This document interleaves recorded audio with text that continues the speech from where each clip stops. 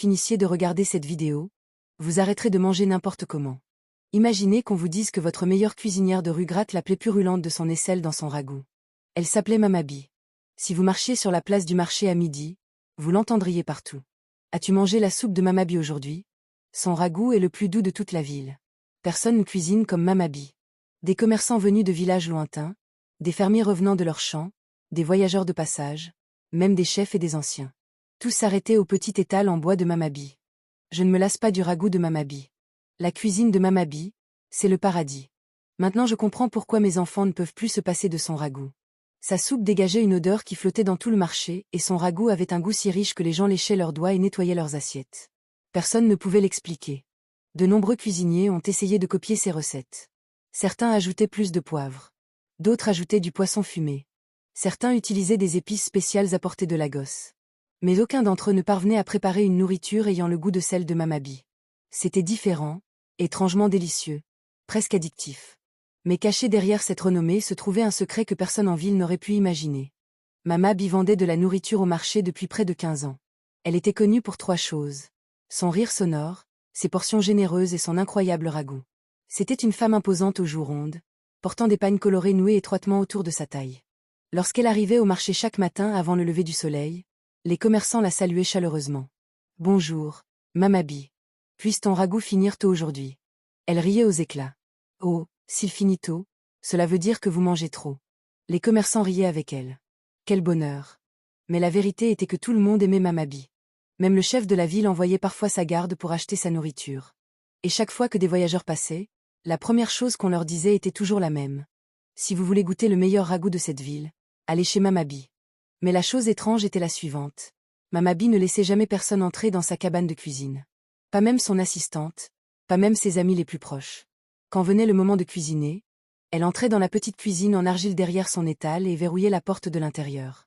Les gens le remarquaient, mais personne ne posait de questions car, quand la nourriture sortait, tout avait un goût parfait.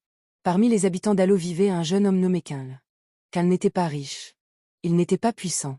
Mais tout le monde en ville le connaissait pour une chose. Quinl posait trop de questions. Si quelque chose d'étrange arrivait au village, Quinl était le premier à essayer de comprendre. Si une rumeur se répandait au marché, Quinl était celui qui cherchait à confirmer si c'était vrai. Certaines personnes l'aimaient, d'autres le trouvaient agaçant. Mais tous s'accordaient sur un point. La curiosité de Quinl était dangereuse. Et malheureusement pour Mamabi, Quinl aimait sa nourriture plus que quiconque. Chaque après-midi, avec la régularité d'une horloge, Quinl s'asseyait sur le même banc en bois à côté de son étal.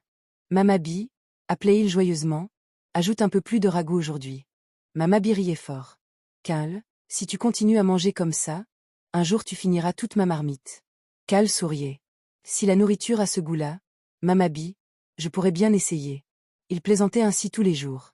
Mais un après-midi, en léchant le ragoût sur ses doigts, Quinl posa une question simple. Mamabi, quel est ton secret? Mamabi s'arrêta. Seulement une seconde. Mais Quinl le remarqua. Mon secret? Répéta-t-elle lentement. Oui, dit Quinl. Personne ne cuisine comme vous. Mamabi rit de nouveau bruyamment. Mon fils, le seul secret, c'est l'expérience. Mais lorsqu'elle se détourna, Quinl remarqua quelque chose d'étrange. Pour la première fois, Mamabi évitait son regard. Cette nuit-là, Quinl ne pouvait s'empêcher de réfléchir. Il était assis devant sa petite maison, regardant la lune monter lentement au-dessus des palmiers. Quelque chose ne tournait pas rond. Pourquoi Mamabi avait-elle hésité? Pourquoi semblait-elle mal à l'aise? Quinl se souvint d'autres choses également. Pendant toutes les années où Mamabi avait cuisiné au marché, personne ne l'avait jamais vue à l'œuvre. Son assistante, une jeune fille tranquille nommée Sod, ne faisait qu'aider à servir la nourriture. Quinl lui avait une fois demandé nonchalamment. Sod, comment Mamabi prépare-t-elle ce ragoût? La jeune fille avait haussé les épaules. Je ne sais pas. Tu ne sais pas? Non. Elle verrouille la porte de la cuisine quand elle cuisine. Quinl se redressa en s'en souvenant.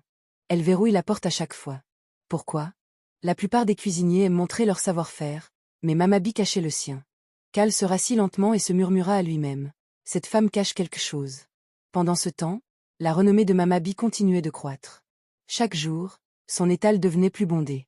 Des gens venaient des villages voisins. Des chauffeurs passant par l'autoroute s'arrêtaient juste pour manger sa nourriture. Certains clients disaient même des choses étranges. J'ai essayé de ne pas venir aujourd'hui, avoua un homme, mais je ne pouvais pas m'empêcher de penser à ce ragoût. Une autre femme riait. Mes enfants refusent de manger à la maison maintenant. Ils ne veulent que le riz de Mamabi. Les gens plaisantaient en disant que sa nourriture était trop puissante. Mais personne ne croyait vraiment que quelque chose d'étrange se passait, sauf Karl. Karl observait, et plus il observait, plus les questions surgissaient dans son esprit. Un soir, Karl prit une décision. Je dois voir ce qui se passe à l'intérieur de cette cuisine. Cette nuit-là, le marché se vida lentement. Les commerçants rangèrent leurs marchandises. Les magasins fermèrent un par un. Bientôt, tout le marché fut silencieux, sauf à un endroit, la cabane.